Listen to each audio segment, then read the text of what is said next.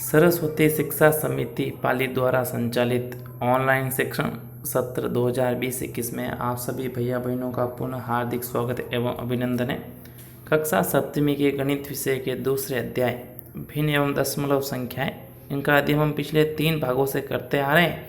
आज हम इसके चतुर्थ भाग का अध्ययन करेंगे। तो आइए हम देखते हैं कि प्रश्न चौथे भाग में हम क्या पढ़ेंगे। तो भाग 4 में प्रकरण रहेगा आज का जो हमारे पास है प्रश्नावली 2.1। उसके कुछ प्रश्न आप पहले से कर चुके हैं, अब कुछ प्रश्न बचे हुए हैं, उन प्रश्नों का अध्ययन हम आज करेंगे। तो पिछले 3 भागों में हम 3 प्रकरण का अध्ययन कर चुके हैं, आज हम इसका चौथा भाग पढ़ेंगे। तो प्रश्नावली 2.1 का प्रश्न संख्या 4 और 5 का अध्ययन हम आज करने वाले हैं। तो ध्यान से सुनिए कि प्रश्न संख्या 1, 2 और 3 का अध्ययन जो पहले हम कर चुके हैं, आज हम प्रश्न संख्या 4 और प्रश्न संख्या 5 का अध्ययन करेंगे। तो देखते हैं प्रश्न संख्या 4 क्या है। एक आयताकार कागज की लंबाई 12 से 1/2 सेंटीमीटर और चौड़ाई 10 से 2/3 सेंटीमीटर है। तो कागज का परिमाप ज्ञात करना है। यहाँ पे आपको क्या ज्ञात करना है? कागज का परिमाप। एक आयताकार कागज, इसकी लंबाई है 12 से 1/2, उसकी चौड़ाई है 10 से 2/3, तो उसका आपको परिमाप ज्ञात करना है। इसी प्रकार 5 प्रश्न देखा है। दी गई आकृति में यहाँ पे एक आपको चित्र दिख रहा है, उस चित्र के अंदर एक है त्रिभुज ABE। ध्यान से आप देख सकते हैं ये A, B और E, ऊपर वाला एक त्रिभुज है। और फिर दूसरी आकृति वो है आयत BCDE। तो नीचे एक आयत बना हुआ B से C और D और E। इस आयत का परिमाप ज्ञात करना है और पता लगाना है किसका परिमाप ज़्यादा है। तो इस प्रश्न में आपको 2 आकृतियों के परिमाप ज्ञात करने हैं। तो उससे पहले हम प्रश्न संख्या 4 का अध्ययन करेंगे। तो उससे पहले हम अध्ययन करें, उससे यहाँ पे एक शब्द आया है परिमाप। इस शब्द का मतलब हमें समझना आवश्यक है। परिमाप का मतलब होता है कोई भी आकृति या कुछ भी एक ऐसी आकृति बनी है, पूछा जाए उसका परिमाप ज्ञात करो। तो परिमाप का अर्थ होता है, परि का मतलब होता है चारों ओर, और माप का मतलब आप उसको मापने की समझ सकते हैं। तो किसी भी आकृति के चारों ओर की माप उसका परिमाप कहलाती है।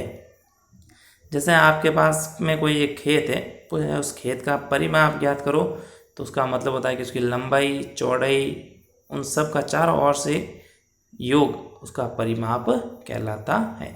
आपका घर बना हुआ है तो आप घर का भी परिमाप ज्ञात कर सकते हैं। उसके लिए आपको घर की लंबाई चौड़ाई को जोड़ना पड़ेगा। तो प्रश्न संख्या 4 का हल हम देखते हैं।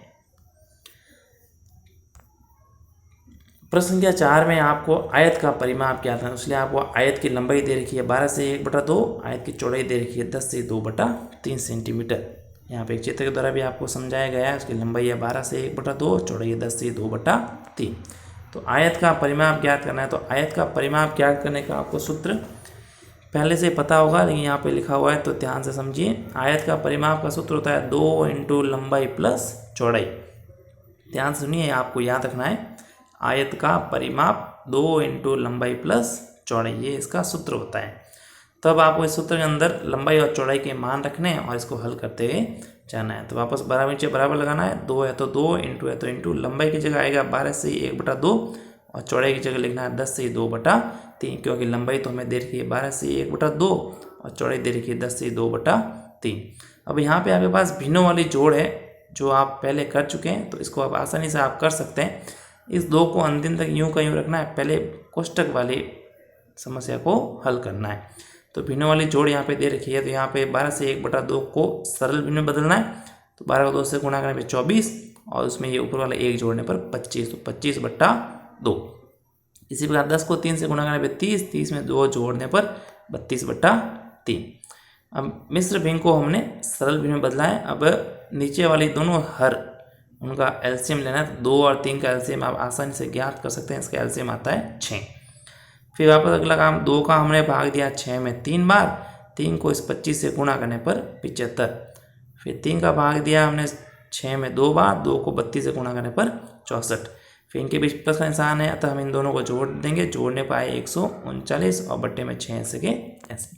अब यहाँ पे हमने ब्रैकेट को सॉल्व कर लिया है, तो अब बीच में इंटू का निशान है, तो ऊपर वाली दोनों संख्या को गुणा करने पर 278 आते हैं और डिवाइड में भाग में 6 लिखे हुए हैं। अब 6 का इस संख्या में भाग देने पर उत्तर आता है 46.33 सेंटीमीटर। मीटर। तो इस आयत का परिमाप हो गया। सभी इस प्रश्न को कक्षा कार्य हम करेंगे। फिर हम इसके अगले प्रश्न 5वें प्रश्न का अध्ययन करते हैं। तो 5वां प्रश्न आपको दे रखा था कि एक आकृति है इस प्रकार की, इसके अंदर एक त्रिभुज है और एक आयत है, तो इन दोनों का आपको परिमाप ज्ञात करना है। तो देखते हैं हम सबसे पहले चित्र को देखते हुए। त्रिभुज ABE ऊपर वाला त्रिभुज है, A से B और B से E। इस त्रिभुज का आपको परिमाप ढूंढना। तो परिमाप का होता है उसके चारों ओर की माप। तो यहाँ पे तो त्रिभुज है, त्रिभुज के अंदर 3 भुजा दे रखी है, पहली है AB, दूसरी है BE और तीसरी है AE। तो इन तीनों भुजाओं का आपको योग करना है। तो त्रिभुज का परिमाप, तो तीनों भुजाएं, पहली भुजा 5/2, दूसरी 2 से 3/4 और तीसरी 3 से 3/5। इनका आपको भिन्नों वाली जोड़ करनी है। तो ये सरल भिन्न में लिखी हुई है, तो इसको वापस यूँ का यूँ लिखना है। इस मिश्र भिन्न को भी सरल भिन्न में बदलना है, इस मिश्र भिन्न को भी सरल भिन्न में बदलना है। तो 4 दूनी 8, 8 में 3 जोड़ने पर 11, तो 11/4। 5 को 3 से गुणा करने पर 15, 15 में 3 जोड़ने पर 18 और बटे में 5। नीचे वाली तीनों संख्या दे रखी है, उनका आप एलसीएम ढूंढ लेंगे। एलसीएम आएगा 20। फिर आप 2 का भाग 20 में 10 बार, 10 को इस 5 से गुणा करने पर 50। 4 का भाग 20 में 5 बार, 5 को इस 11 से गुणा करने पर 55। 5 का भाग वापस 20 में 4 बार, 4 को इस 18 से गुणा करने पर 72। सभी के बीच प्लस का निशान है, इसलिए इनको जोड़ने पर आते हैं 177 और 20 का भाग देने पर 8.85 सेंटीमीटर।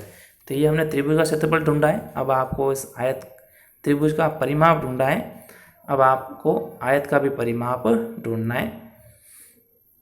तो आयत का परिमाप BCD जो अभी आप चौथे प्रश्न के अंदर हल कर चुके हैं, सूत्र होता है 2 × लंबाई प्लस चौड़ाई। तो आयत की लंबाई जो है यहाँ से यहाँ तक है, तो उसका मान आपको देखा है 2 से 3/4 और आय की चौड़ाई यहाँ से यहाँ तक है, तो उसका मान है 7/4, जिनका आप आसानी से भिन्नों वाली जोड़ कर सकते हैं। जिसका अभी पहले बताया उसी प्रकार आप करेंगे। तो आयत का परिमाप जो है यहाँ पे आता है 7.83। तो अब दोनों को देखते हुए आप आसानी से पता लगा सकते हैं कि आपकी जो दोनों त्रिभुज का और आयत का जो परिमाप आया है उसके अंदर किसका अधिक है। तो आप आसानी से देख के बता सकते हैं कि त्रिभुज का परिमाप है 8.85 और आयत का परिमाप है 7.83। तो आप कह सकते हैं कि त्रिभुज ABE का परिमाप अधिक है। तो इन 2 प्रश्नों को हमने आप समझा है। इन दोनों प्रश्नों का आप कक्षा कार्य हम करेंगे और गृह कार्य के लिए आपको अभी जो प्रश्न दे रहे हैं वो ध्यान से सुनेंगे। गृह कार्य के लिए प्रश्न संख्या 6। सलील एक तस्वीर को किसी फ्रेम में जोड़ना चाहता है। तस्वीर 7 से 3/5 सेंटीमीटर चौड़ी है। चौखट में उचित रूप से जोड़ने के लिए तस्वीर की चौड़ाई 7 से 3/10 सेंटीमीटर से ज़्यादा नहीं हो सकती।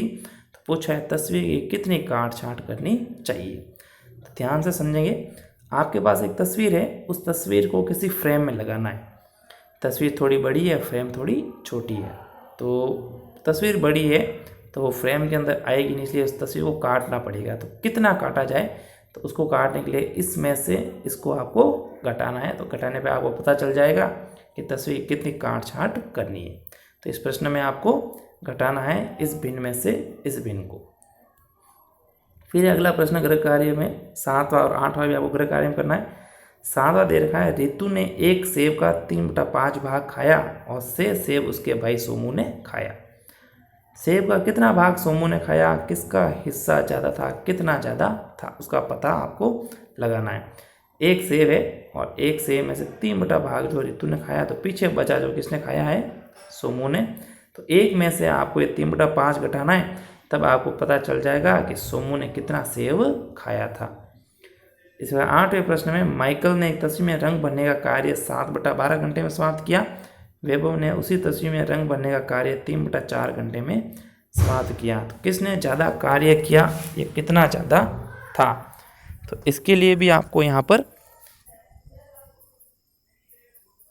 बड़ी संख्या में से छोटी संख्या को घटाना है। तो आपको पता चल जाएगा किसने यह समय कितना ज़्यादा था। तो अभी जो आपको 6 के 6 प्रश्न गृह कार्य मिले, सभी में आपको भिन्न वाली बाकी करते हुए प्रश्न को हल करना है। धन्यवाद। इसके आगे वाले भाग में हम इसके अगले प्रकरण का अध्ययन करेंगे।